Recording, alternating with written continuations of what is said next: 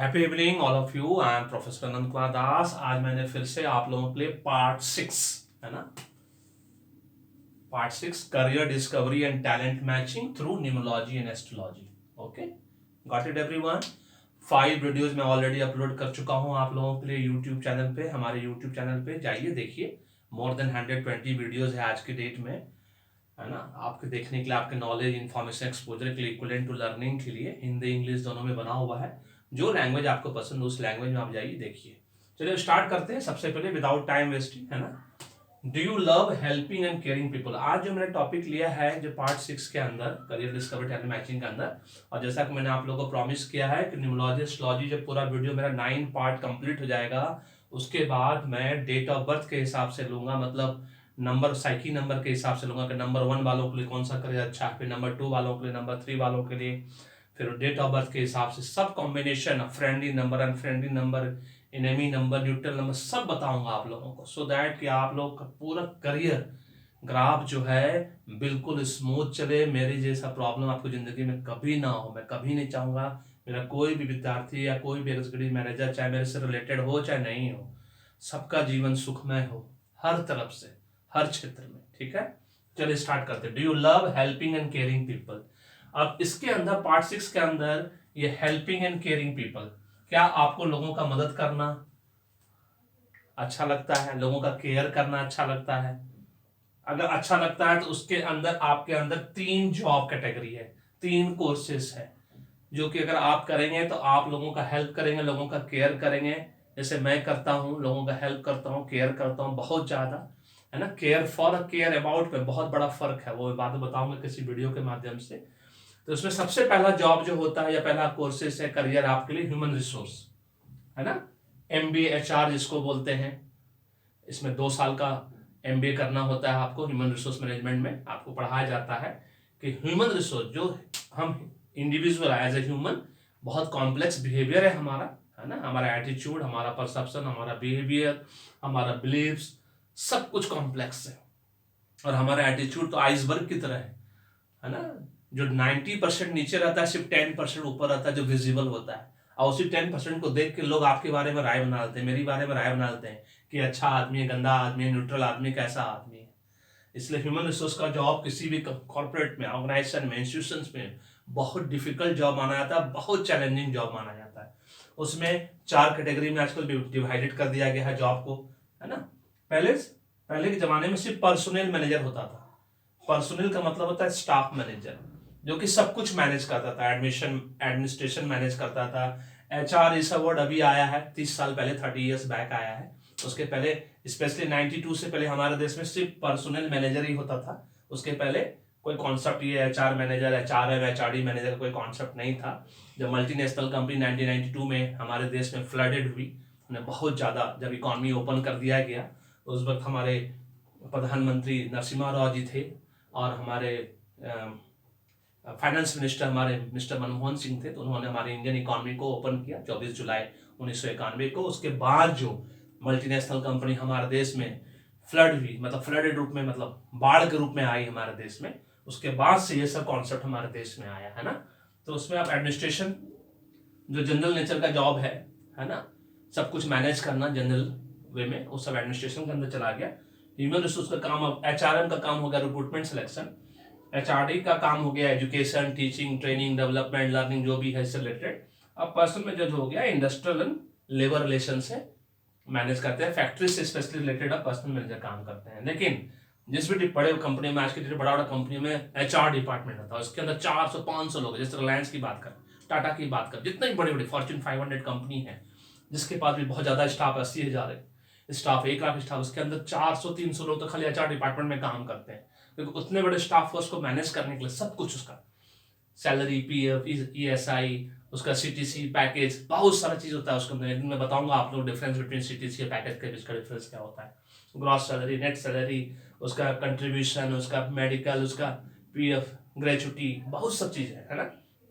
ये department manage करता है। बहुत चैलेंजिंग जॉब है, वेरी इंटरेस्टिंग जॉब। अगर आपको उसको मजा आ गया, मैं खुद MBA फाइनेंस हूँ, मुझे इसमें ज्यादा मजा आता है HR में। मेरे चेयरमैन ने द वेरी फर्स्ट जॉब में मुझे विद इन 6 मंथ के अंदर मुझे HR मैनेजर बना दिया था, फाइनेंस से शिफ्ट करके मुझे HR पर डाल दिया था। उन्होंने देखा कि मेरा लोगों से मिलने का जुलने का तरीका बड़ा अच्छा है, वेरी इंप्रेसिव है, मैं 2 मिनट में किसी को फ्रेंड बना लेता हूँ, 2 मिनट में किसी को कन्विंस कर लेता हूँ, तो मुझे सीधा HR में डाल दिया। ठीक है ना। साइकोलॉजी, ये भी एक बहुत ही इंटरेस्टिंग जॉब है। आज की डेट में साइकोलॉजिकल टेस्ट होता है, साइकोमेट्रिक असेसमेंट होता है, एडमिशन इंटरव्यू प्रोसेस में जाइए, जॉब इंटरव्यू प्रोसेस में जाइए, वहां पे counselling psychology, career counselling, job counselling से रिलेटेड इंडस्ट्रियल साइकोलॉजी होता है ना, क्लिनिकल साइकोलॉजी है और रिसर्च है इसके ऊपर। साइकोलॉजी बहुत इंटरेस्टिंग है क्योंकि ये सब फाउंडेशन है किसी भी कोर्स का। फिलॉसफी जो है सबसे बेस्ट जिसको बोलते हैं foundation of critical thinking. Philosophy, psychology, anthropology है ना, ह्यूमन विज्ञान को जानने का सबसे बेस्ट तरीका है। ह्यूमन बिहेवियर को, बिलीव्स को, एटीट्यूड को, परसेप्शन को, इससे पता चलता है एक व्यक्ति साइकोलॉजिकली। देखते हैं आजकल डिप्रेशन का शिकार 80% लोग डिप्रेशन का शिकार हो गए। जॉब नहीं है किसी के पास, कोई फैमिली की वजह से परेशान है, कोई जॉब की वजह से परेशान है, कोई अपने बच्चे की वजह से परेशान है, कोई हस्बैंड की वजह से परेशान है, कोई वाइफ की वजह से परेशान है, कोई अपने माता पिता की वजह से परेशान है। ये सब साइकोलॉजिकल फैक्टर है जिसकी वजह से अगर आपका साइकोलॉजी चेक करने के लिए साइकोलॉजिस्ट आ गए हैं, थेरेपी देते हैं, वो आपको काउंसलिंग करते हैं, आपको जानने की कोशिश करते हैं और आपको ठीक करने की कोशिश करते हैं। बहुत बड़ा जॉब नेचर हो गया आज के डेट में। इनका डिमांड पूरे वर्ल्ड में बहुत जबरदस्त है, जिस तरह से HR वालों का है। और उसके बाद आ गया social work. Social work it's not a cup of T for everyone, सबके बस की बात नहीं है। दूसरों के लिए काम करना, दूसरों के लिए घर से निकलना, कुछ लोग तो वॉलंटरली करते हैं, फ्री में करते हैं, सेवा देते हैं, कुछ लोग पैसे लेकर सेवा देते हैं, पैसे लेके भी दूर दराज, क्योंकि सोशल वर्क चैलेंजिंग है विलेजेस में। हमारे देश में 6.5 लाख विलेजेस है, ये याद रखना है आपको। और विलेज के लोगों के साथ को सेवा देना बहुत बड़ी बात है।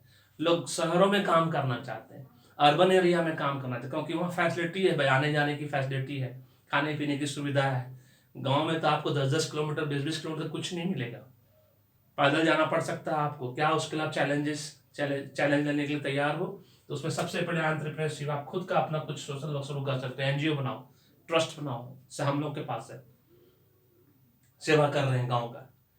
फ्री मेडिकल कैंप लगाओ, ब्लड डोनेशन का फ्री कैंप लगाओ, मैराथन करवाओ, बहुत सब चीजें, फंड रेज करो गरीबों के लिए, गरीबों को सहायता करने के लिए। यहाँ तो उल्टा ही होता है, यहाँ तो गरीबों को हटाने की बात चलती, गरीबी को हटाने की बात तो दूर की बात है, गरीबों को हटाने की बात चलती। फंड रेज किया जाता है, गरीबों को हटाया जाए, वेरी सिंपल, यही लॉजिक चल रहा है आज की डेट में।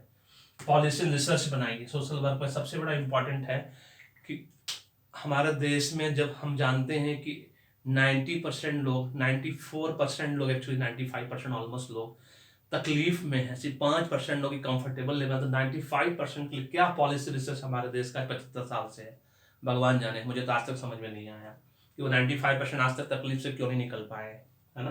तो वो काम आपको बड़ा इंटरेस्टिंग होगा अगर आप पॉलिसी मेकिंग में जाना चाहते हो। प्रोजेक्ट मैनेजमेंट, हमारे देश में बहुत सारा सोशल वर्क जो है, सोशल प्रोजेक्ट है ना, बहुत सारा, socially, politically, economically, legally, technologically. उस प्रोजेक्ट में अगर आपको मन लगता है दूर दराज में जाके, देश विदेश में जाके काम करने का, वो सबसे बेस्ट आपके लिए। और फिर फील्ड वर्क आता है, जो कि मैंने आपको बताया, चाहे गांव हो, शहर हो, ब्लॉक हो, डिस्ट्रिक्ट हो, है ना, स्टेट हो, नेशनल लेवल पे, आप कोई भी किसी तरह का भी क्वालिफिकेशन लीजिए, कोर्सेज करिए, बेस्ट कोर्सेज करिए। और मैंने आपको हमेशा कहा है, हमेशा टॉप 50 या 100, अंडर 100 कॉलेज जो टॉप रैंकिंग, उसी से कोर्स करना, कोशिश करना, क्योंकि हमारे देश में क्वालिफिकेशन की वैल्यू है, स्किल और हुनर की कोई वैल्यू नहीं है। जब तक आपके पास एक अच्छा टैग किसी अच्छे इंस्टीट्यूट का नहीं होगा, कॉलेज का नहीं होगा, स्कूल का नहीं होगा, यूनिवर्सिटीज का नहीं होगा, आपकी कोई वैल्यू नहीं है। टू बी वेरी फ्रैंक, चाहे आपने कितना भी पैसा खर्च कर कुछ भी किया, आपके अंदर कितना भी हुनर, टैलेंट हो, टैलेंट हुनर की कदर हमारे देश में सिर्फ लेस देन 1% है, वो भी कुछ कुछ क्षेत्रों में है, जिसकी गिनना अगर हम गिनती करें, उंगलियों पर गिनती कर सकते हैं, है ना, we can count on fingers. और उसकी एक्सेप्शंस है, और एक्सेप्शन को कभी रूल नहीं कंसिडर किया जाता है। तो मुझे पूरा विश्वास है कि आपको ये लॉजिक समझ में आया होगा। तो अगर लॉजिक समझ में आया तो इसको जरूर सब्सक्राइब करना, मुझे फीडबैक देना कॉम्प्लीमेंट के रूप में या कमेंट के रूप में, और इसको शेयर करना नहीं भूलना हमारे वीडियो को, है ना, सब सारे फैमिली, फ्रेंड, रिलेटिव्स, नेबर्स के, कोशिश से कि उनको भी इसके बारे में पता चले, वो भी इसका लाभ उठा सके। Thank you so much, may God bless you, the happy beginning.